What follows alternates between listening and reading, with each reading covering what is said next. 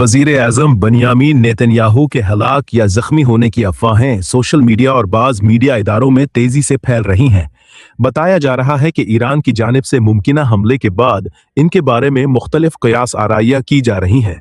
ईरानी और कुछ दीगर ममालिक के खबर रसान अदारों ने रिपोर्ट किया है कि इसराइली वजीर आजम बनियामीन नेतन्याहू गुज़िश्ता चंद दिनों से अवामी मंजर से गायब है, जिसके बाद ये अफवाहें गर्दिश करने लगें कि वो ईरानी हमले में हलाक या जख्मी हो गए हैं।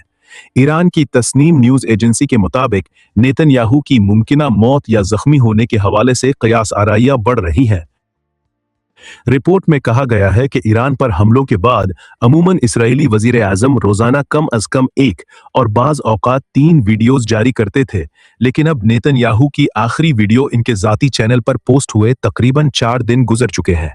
इसी तरह उनकी आखिरी तस्वीर भी तकरीबन 4 दिन पहले मंजर आम पर आई थीं, जिसके बाद उन अफवाहों को मजीद तकवीयत मिली है।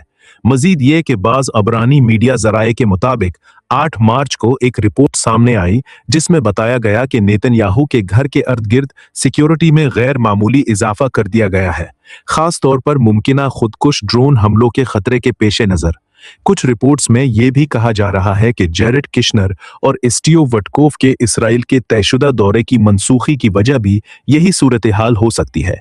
इसी रिपोर्ट में साबिक अमेरिकी इंटेलिजेंस अफसर स्कॉट रिटर के सोशल मीडिया बयान का हवाला दिया गया, जिसमें दावा किया गया कि ईरान ने नेतन्याहू के मुमकिना खुदकुश ड्रोन हमलों के खतरे के पेश नजर और इस हमले में उनके भाई की हलाकत हुई।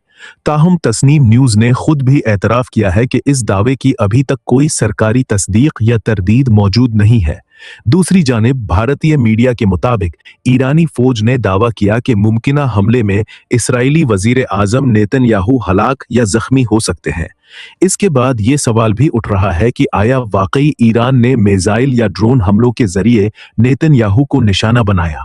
इसी दौरान फ्रांस के सदर इमानुएल मैक्रोन और नेतन्याहू के दरमियान होने वाली मुबीना टेलीफोनिक गुफ्तगू की तारीख भी वाज़ेह नहीं की गई और इस गुफ्तगू के बारे में सिर्फ एक तहरीरी बयान जारी किया गया है। फिलहाल इस तमाम मामले पर कोई बाज़ाब्ता और हतमी तस्दीक सामने नहीं आई।